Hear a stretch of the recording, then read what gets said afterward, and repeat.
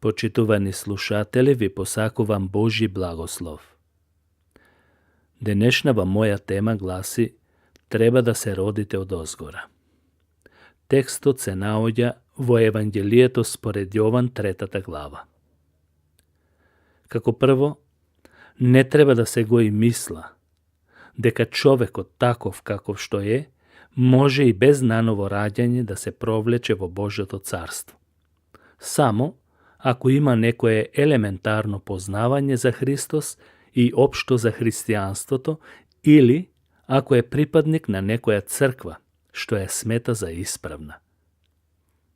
Мнозина имаат своја лична представа за влез во Божјото царство или во рајот.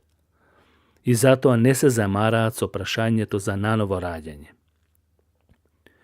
Таквите луѓе и сваќања секогаш имаат последици, кои го одвлекуваат човекот од суштината, од самата срж, бидејќи не се засновува на Божјото откровение. Евангелието, според Јован, го опишува најкристално јасно патот кон небото. Мнозина го препорачуваат за почетници, иако не е сместено на почетокот на Новиот Завет. Накусо ќе дадам објаснување за наново раѓањето, што сметам дека ќе имаат полза нашите слушатели. Што значи да бидеш наново роден христијанин? Библијата го дава вистинскиот одговор во Евангелието според Јован 3 глава од 1 до 21 стих. Таму се зборува за разговорот на Исус Христос со познатиот еврејски учител во тоа време Никодим, кој бил член на Синедрионот, врховното тело на евреите. Исус му рече на Никодим: «Вистина ти велам, ако некој не се роди од озгора, не може да го види Божјото царство». Никодим го праша: како може човек да се роди кога е стар? Може ли повторно да влезе во утробата на својата мајка и да се роди? Исус му е расветли оваа вистина со овие зборови: тоа што е родено од тело, тело е, а тоа што е родено од дух, дух е. Затоа не чуди се нова, треба да се родите одново, или повторно. Зборот повторно роден, или наново роден, или од озгора, буквално значи роден од озгора, од небото, од Бог. Никодим имаше духовна потреба, бидејќи неговото срце не беше препородено, иако имаше олицетворение или животно искуство во законот. Раѓањето од озгора е Божјо дело, независно од човекот, независно од неговите способности или познавања на нештата. Има многу такви стихови кои укажуваат на потребата дека секој човек треба и мора да ја прифати оваа вистина, ако сака да влезе во Божјото царство. Во посланието до Тит, апостол Павле пишува или вели: не спаси, не врз основа на праведните дела што сме ги направиле ние, туку по својата благодат или милост, преку капењето на новораѓањето и обновувањето на Светиот Дух. Ова е запишено во посланието до Тит 3 глава 5 стих. А апостол Петар, малку со поинакви зборови, а се однесува за истата работа, вели: благословен да е Бог, татко на нашиот Господ Исус Христос, кој по својата голема милост, преку воскресението на Исус Христос од мртвите, не роди одново за жива надеж.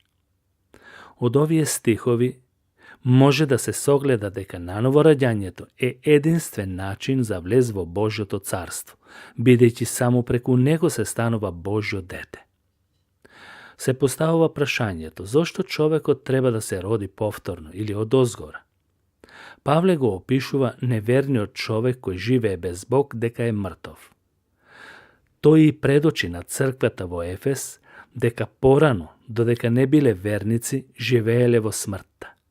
И вели: и вас, кои бевте мртви, поради вашите престапи и гревови. Ефесјаните 2 глава 1 стих. А во Римјаните ја истакнува генерално човечката позиција пред Бог, дека сите се грешници и сите немаат Божјо достоинство, тоест не ја заслужуваат Божјата слава. Грешниот човек е мртов. Тој може да оживее само преку Христос и преку Неговиот дух, Светиот дух. Како може мртвиот човек да оживее? Павле вели: по благодат сте спасени преку верата. Тоа не е од вас самите, туку Божи дар. Не е од дела за да не се пофали некој. Ефесјаните, 2 глава, 8 стих. Кога некој ќе ја прифати Божјата благодат, тој ќе добие духовна обнова и нов живот преку Светиот дух. И затоа Павле вели: затоа, ако некој е во Христос, тој е ново создание, старото помина, ете се стана ново. Ова е запишано во 2 Коринтјаните, 5 глава, 70 стих. Ова искуство може да стане твоја реалност уште денес, зашто на сите тие што ќе поверуваат во Божјиот Син Исус Христос, тој им ветува дека со овластување ќе станат Божји синови и ќерки. Новиот живот ќе се манифестира во сите области на твоето живење, во семејството, на работното место, во црквата и насекаде. Денес имаш прекрасна можност за овој нов подвиг. Можеш да се помолиш со овие зборови: Господе, јас знам дека сум грешник и заслужувам праведна казна. Но ти благодарам што Исус Христос, твојот возлюбен син, ја зеде мојата казна врз себе. Така што преку вера во Него можам да ја избегнам и да ми биде простено. Затоа ти се доверувам Тебе. Спаси ме од проклетството на гревот и на смртта. Ти благодарам за Твојата прекрасна благодат и Твоето милостиво опростување на сите мои гревови и што во името на Исус Христос ми подаруваш вечен живот. Христос вели: тој што ќе дојде кај мене, нема да го отфрлам. На Господ нека му е слава за неискажливиот дар, што ни подари можност за наново раѓање. Амин.